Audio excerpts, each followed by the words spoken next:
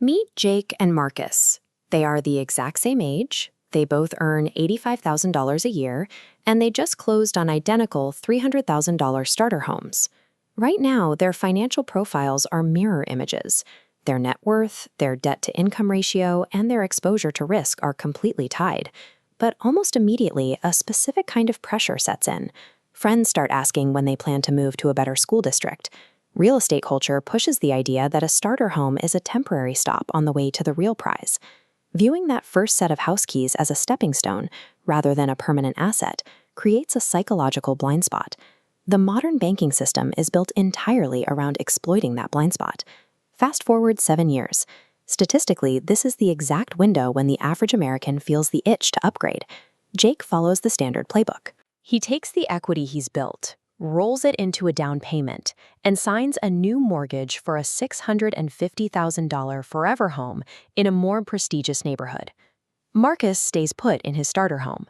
When his career brings in promotions and raises, he quietly funnels that extra cash straight into investment accounts instead of a larger property. The social response is immediate. Jake throws a housewarming party and gets celebrated for his visible success. Marcus gets polite nods and quiet pity from people wondering why his career seems stalled. Society measures financial progress by looking at the square footage people upgrade to. We completely ignore the structural financial damage happening beneath the surface to fund those upgrades. This graph shows the timeline of a standard 30-year mortgage.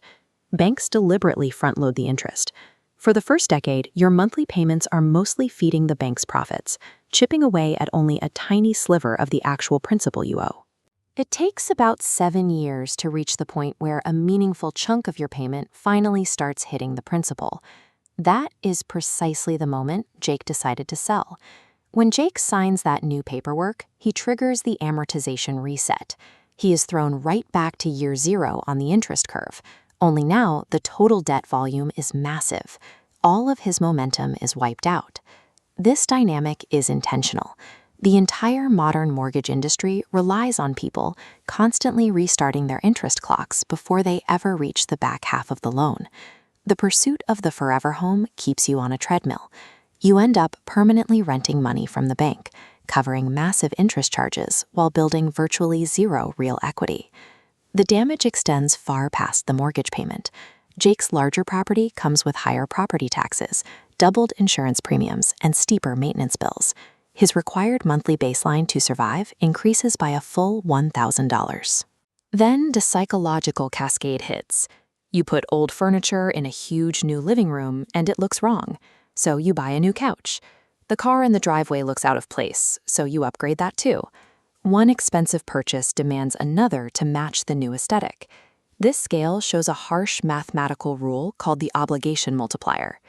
To safely sustain $500 in permanent monthly expenses, you need roughly $150,000 in invested assets generating returns to cover it.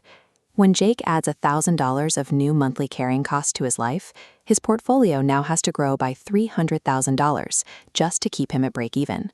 Expanding your lifestyle consumes your current paycheck. More dangerously, it deletes hundreds of thousands of dollars of compounding potential from your future net worth. Jump forward 15 years. Jake opens his banking app, looks at his net worth, and sees a very satisfying $1.2 million. Practically all of that number is phantom wealth. It is entirely illiquid, locked behind the drywall and roof of a house he cannot easily sell. When an economic downturn hits or income drops, the trap snaps shut. You cannot slice off your guest bedroom to pay for groceries, and you cannot hand a piece of your equity to a hospital for a sudden medical bill. Being a millionaire on paper offers zero protection if your required monthly survival floor is so high that a single missed paycheck ruins you. Let's look at Marcus at that exact same 22-year mark. Because he refused the upgrade cycle, he just made the final payment on his starter home. He owns it outright. He bypassed the amortization reset. He avoided the aesthetic upgrades. The amount of cash he actually needs to survive each month drops to practically zero. Every dollar he didn't send to a bank for interest payments went straight into index funds. Those accounts have now compounded into $850,000 of highly liquid, instantly accessible cash. True financial independence means securing the absolute power to walk away from a bad job, a bad economy, or a bad situation on your terms. You will never find unbreakable wealth inside the walls of an upgraded house. You build it by fiercely protecting the widening gap between your income and your obligations.